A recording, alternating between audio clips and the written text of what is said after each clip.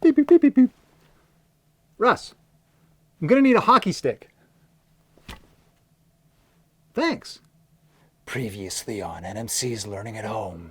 It's called a mountain dulcimer. There was somebody selling kits, cardboard dulcimers. Cardboard kit. I have cardboard. I could do that. I am going to attempt to build my very own dulcimer out of cardboard. Hello, I'm Evan, the Education Program Leader for the National Music Center, coming at you today from the basement of Boogie. In last week's video, we took a close look at the mountain dulcimer and how it's constructed, and I even interviewed the builder, my Uncle Billy. Then I made the bold claim that I'd make one out of cardboard, so here we go. So to rebuild this, I want to first break it down into its simplest elements. On this instrument, the neck really does most of the heavy hitting. It holds the strings, it acts as the fretboard, and in our version it will also hold the tuning pegs over here. Now the neck of any string instrument has to be strong enough to hold the tension, attaching these strings at either end and tightening them. We have forces pulling these two sides of the stick together. This is called bowing. It's basically turning this stick into a bow and arrow. On many guitars, they'll add structure inside the neck. They'll put a metal rod called the truss rod. String tension becomes a real problem in instruments like pianos, where you have hundreds of strings lined up. That's why the harp of the piano, the part that holds the strings, is usually made out of cast iron. For our cardboard dulcimer, with only 4 strings being held, the hockey stick should provide enough structure. But I think the first thing I will build is the body of the dulcimer, which we are going to make out of cardboard. Now this won't be the simplest build of all time. I'm going to need to use some sharp implements like box cutters, probably a hacksaw, a small jigsaw. If you want to build at home, try to be safe, and I'll try to write down as many of these instructions as I can. Okay, I have a great big piece of cardboard. It's nice and corrugated. It's very thick. This will give me good structure. So first I'm going to trace out the shape of the dulcimer on the cardboard.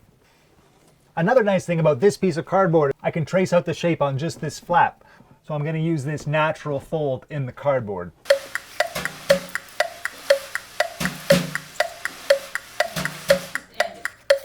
I traced the shape of the mountain dulcimer twice with a 6 centimeter gap between them. Ideally, this will fold up and over.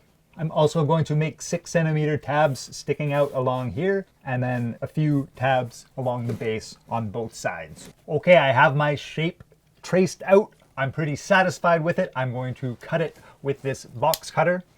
I like to put another piece of cardboard underneath this cardboard so that I don't slice the cutting surface underneath. Also be very careful, these are quite sharp.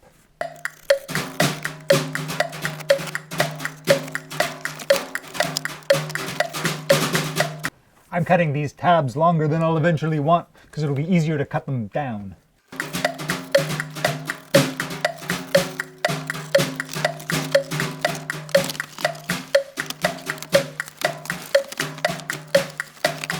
So here I have my basic shape.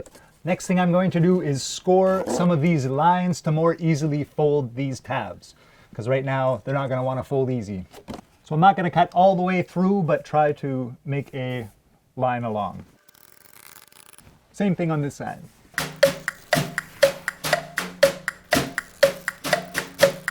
Now it's still not really going to want to bend in a straight line, so I'm going to use this hockey stick as a guide.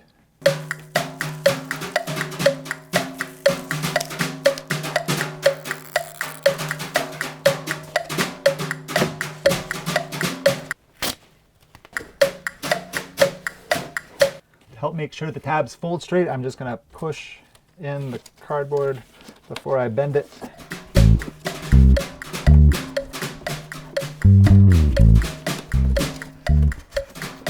We'll fill in these areas at the bottom with strips later, but for now, there's a nice strong box.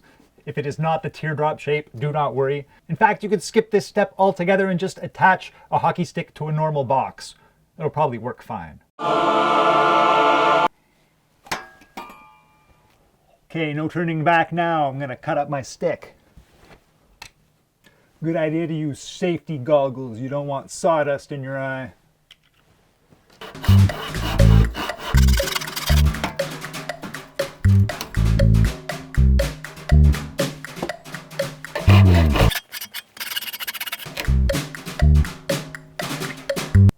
Okay, now that I've measured this to size, the next cuts I'm going to make is this little divot.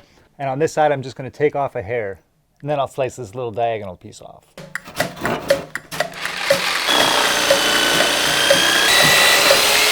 I can sand this down a bit, but that's pretty good.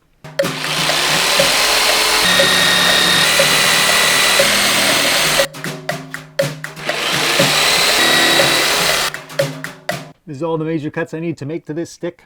Now I better clean this up. Next, we're going to add the frets. Using the neck of the mountain dulcimer, I have marked out exactly where each fret needs to go. And these spots need to be exact because otherwise the note will be out of tune. Billy said the old cardboard kits used bent nails. I have a roll of galvanized steel wire. Hopefully that'll do the trick.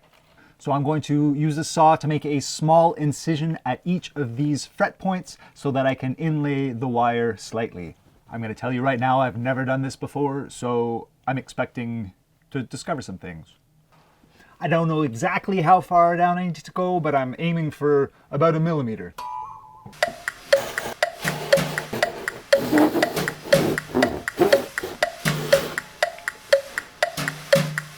Great. Okay, now I'm going to take my steel wire and use my needle nose pliers to cut them to length.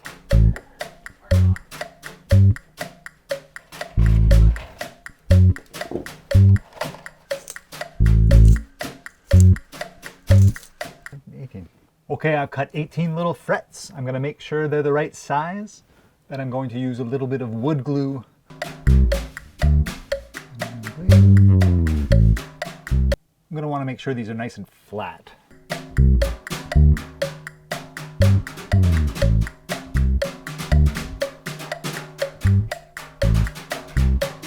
Pretty rustic, but I'm going to give it some time to set and see if they stick.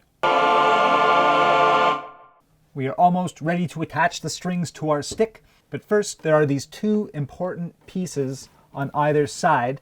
These hold the strings slightly above the rest of the fretboard, plus they have little notches to hold the strings in place so that they don't move horizontally. I found a little piece of plastic which I will use for this purpose. I am just going to measure where the notches are and then cut them with my utility blade.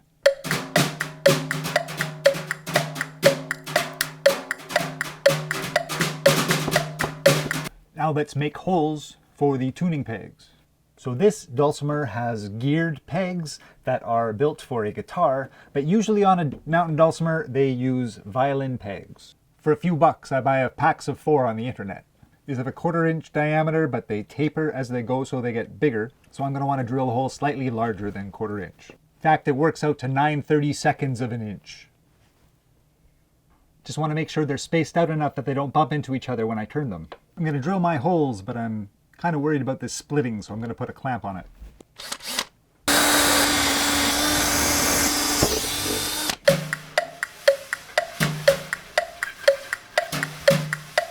The violin tuning pegs have a little tiny hole on this side that usually sticks through, but of course a violin is a skinnier piece of wood than this.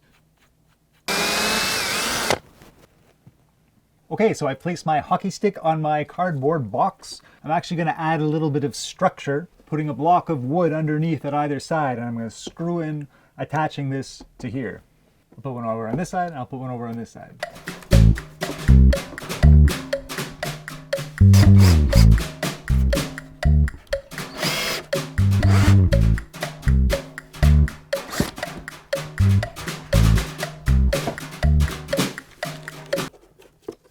So I'm actually going to nail my strings into this. Wicked. Okay, we are in the home stretch. I need to put my strings on. I looked at a pack of mandolin strings, but they're not quite long enough, so I'm going to have to open 2 packs of guitar strings, because I'll need 2 E strings, a B, and a G. I'm going to attach them here using little nails from a picture hanging kit.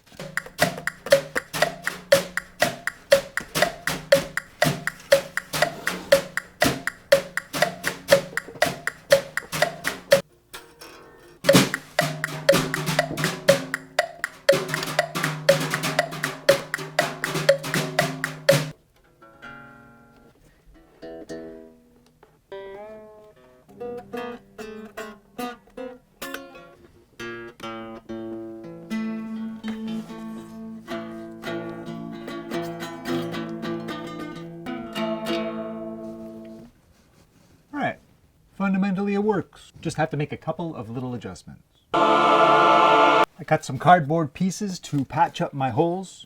I'm going to tape those in place. I'm going to use some gaff tape. Duct tape will do. I want something strong. I also made little notches in the stick to hold my guides in place. Last stop is to make the holes. In the mountain dulcimer I looked at last week, they were little heart shapes, but really they can be any shape you want. I'll sketch it out in pencil, and then I think I'll use this pumpkin carver to cut out the shape.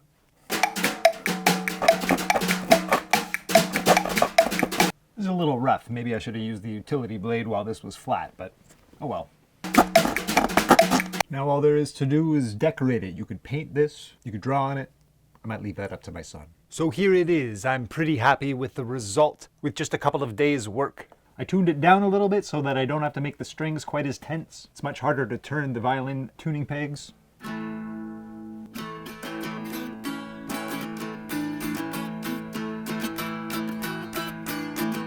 It doesn't hold its tune extremely well yet, but these strings might have to stretch out a little bit. The frets are pretty in tune-ish. They're definitely sticking up at the end, so I'm getting... For draft 2, I'm going to want to spend a lot more time on my frets, making sure each wire is nice and flat. I think I'll pull them all out and also make these notches a little bit wider. And really, these two pieces need to be very exact. Otherwise, this build is no big thing, and you get a pretty nice instrument in the end.